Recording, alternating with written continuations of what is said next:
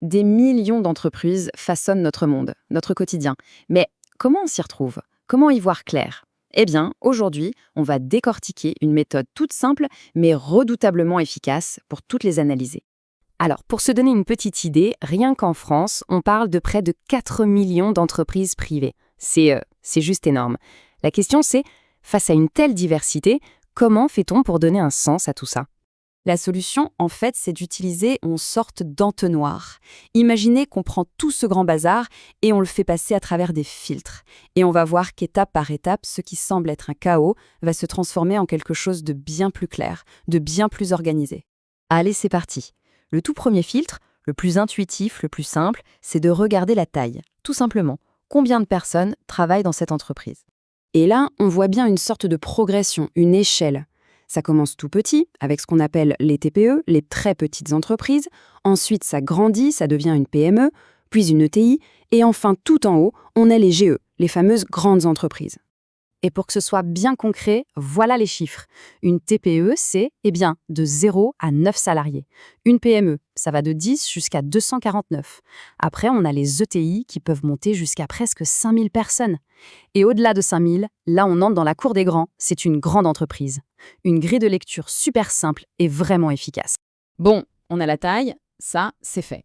Deuxième filtre maintenant. La question qui vient tout de suite après, c'est d'accord, mais elle fait quoi, cette entreprise? C'est quoi son business, en fait?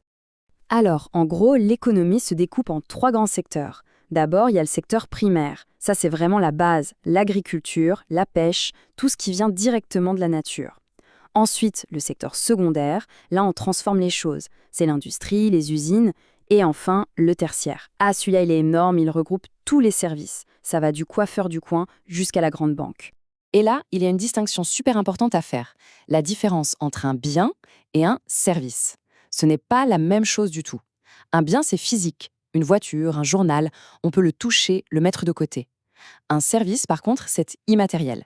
Pensez à une course en taxi ou une coupe de cheveux, ça se passe et puis c'est fini. On ne peut pas le stocker. C'est vraiment une différence clé. Ok, on arrive à notre troisième et dernier filtre, le rayonnement. Autrement dit, jusqu'où va l'entreprise? Est-ce qu'elle touche le quartier, le pays ou le monde entier? Le plus petit niveau, évidemment, c'est le local.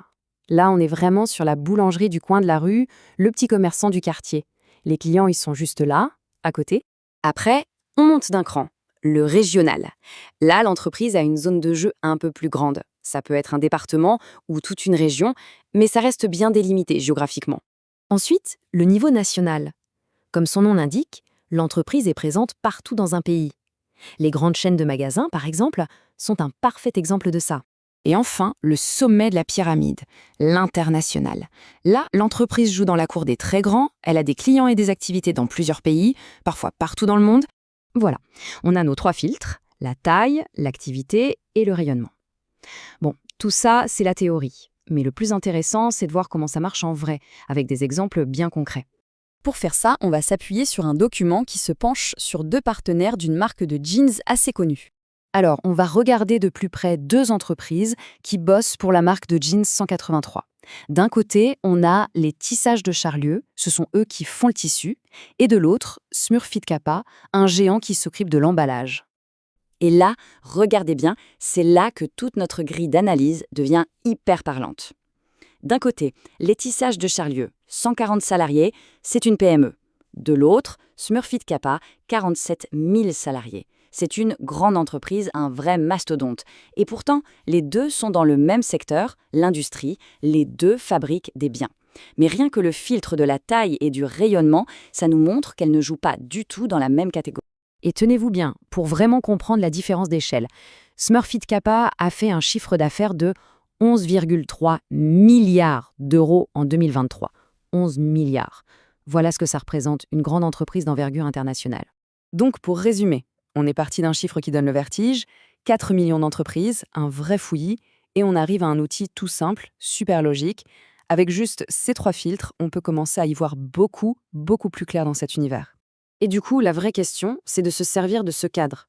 Prenez le supermarché en bas de chez soi, l'entreprise pour laquelle on travaille, la marque de son téléphone. Si on leur applique ces 3 filtres, taille, secteur, rayonnement, qu'est-ce que ça nous apprend sur le monde économique qui nous entoure au quotidien? C'est un exercice super intéressant à faire.